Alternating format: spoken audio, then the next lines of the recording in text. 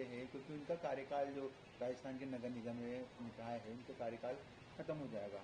कब तक चुनाव करवाने की मंशा है, क्योंकि जब प्रशासक के आपने आदेश निकाल दिए डिविजनल हेडक्वार्टर्स के जो संभागीय आयुक्त हैं उनके, उसके बाद ये सियासी विषय हो गया, कांग्रेस के चाहे अशोक गहलोत हो, गोविंद सिंह डोटासरा हो, उसके ऊपर सरकार को घेर रहे हैं, सरकार की मंशा पे सवाल उठा रहे हैं। क्या देखिए, राज्य सरकार के स्तर पे और स्वायत्त शासन विभाग के स्तर पे जितनी कवायद की जानी थी वो सारी पूर्ण हो चुकी है।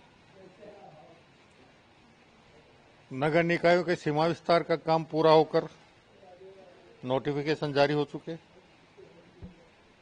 उसके बाद नगर निकायों के वार्डों का पुनर्गठन और पुनर्सीमांकन होना था, वो भी होकर नोटिफिकेशन जारी हो चुका है।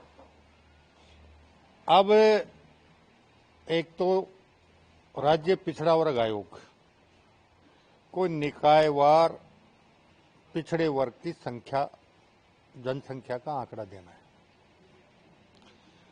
और जिस दिन भी राज्य पिछड़ा वर्ग आयोग निकायवार पिछड़ा वर्ग के आंकड़े उपलब्ध करवा देगा, हम 4 दिन में आरक्षण की लॉटरी निकलवा देंगे और आरक्षण की लॉटरी निकलवा कर हम राज्य निर्वाचन आयोग को ये अनुरोध पत्र भेज देंगे कि अब वो किसी भी एक समुचित तिथि को एक राज्य एक चुनाव के तहत राज्य के 300 नगर निकायों के चुनाव एक साथ करवा दें।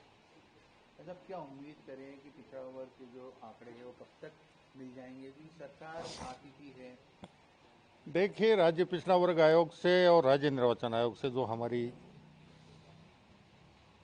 बात हुई, राज्य पिछड़ा वर्ग आयोग का कहना भी यही है कि हम दिसंबर के पहले सप्ताह तक आंकड़े उपलब्ध करवाने में सक्षम हो पाएंगे, और राज्य निर्वाचन आयोग का भी कहना यही है कि दिसंबर के पहले सप्ताह तक वो मतदाता सूची तैयार करने में सक्षमता प्राप्त करेगा। तो अगर दिसंबर के पहले सप्ताह में काम पूर्ण होता है तो 4 दिन में हम आरक्षण के लॉटरी निकलवा देंगे। उसके बाद सामान्यतः वैसे तो 21 दिन का कार्यक्रम होता है चुनाव का, लेकिन प्रारंभिक तैयारियों के लिए 31 से 35 दिन पहले सामान्यतः चुनाव आयोग, राज्य निर्वाचन आयोग चुनाव की तिथि की घोषणा करता है। तो इस हिसाब से हम ये मानकर चल रहे हैं कि अगर ये सारी कवायद 10 या 15 दिसंबर तक भी पूर्ण हो गई तो आपका 20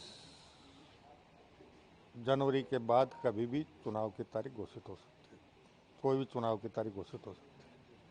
अच्छा, क्योंकि आपने पूरा प्रोसेस बताया, लेकिन अशोक गहलोत जी का ट्वीट भी आया पिछले दिनों, गोविंद सिंह डोटासरा जी का भी हाल ही में बयान आया, वो ये कहती है कि राज्य सरकार जो प्रदेश की बीजेपी की सरकार है वो चुनाव जानबूझ के नहीं करवा रही, लेट कर रही है क्योंकि हार का डर है।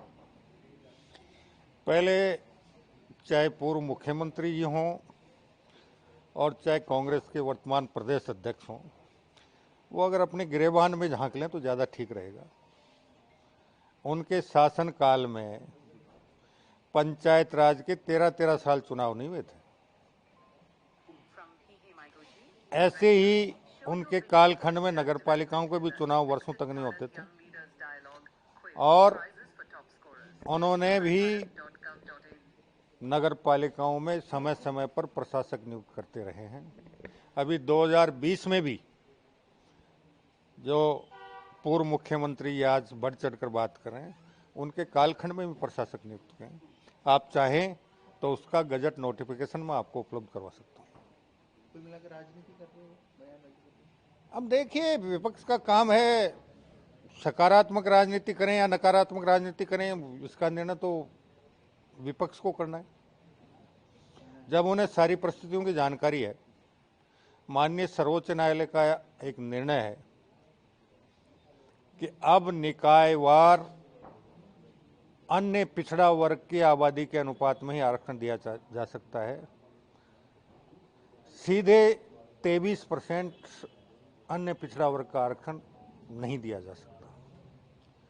अब ये कवायद पिछड़ा वर्ग आयोग को करनी है, और उनका ये कहना है कि हम दिसंबर तक ये आंकड़े प्रस्तुत करेंगे। तो ये उनको भी जानकारी है कि सर्वोच्च न्यायालय का इस प्रकार का निर्णय है। फिर भी अगर वो अनावश्यक नकारात्मक राजनीति करना चाहते हैं तो करते रहें, इससे इनको कोई फायदा नहीं मिलने वाला। में जो अंता विधानसभा के उपचुनाव हो रहे हैं उसमें दोनों ही दलों ने अपने अपने जो उम्मीदवार हैं वो घोषित कर दिए। निर्दलीय के तौर पर जो मीणा है वो उतरे हुए हैं, पूर्व छात्र संघ नेता। क्या लगता है आपको कि दावे सबके हैं कि जीत उनकी होगी, कांग्रेस की होगी या बीजेपी बोल रही कि हमारी होगी? क्या उम्मीद लगती है आपको? देखिए, भारतीय जनता पार्टी ने अंता विधानसभा क्षेत्र के सभी पार्टी के कार्यकर्ताओं से विचार विमर्श के बाद पार्टी के जमीनी स्तर पर काम करने वाले कार्यकर्ताओं को अपना उम्मीदवार घोषित किया है और भारतीय जनता पार्टी पूरी एकजुटता और पूरी ताकत के साथ चुनाव मैदान में उतरी है। और निश्चित रूप से हम आशान्वित हैं कि अंता विधानसभा क्षेत्र से भारतीय जनता पार्टी का उम्मीदवार बहुत अच्छे बहुमत से विजय प्राप्त करेगा।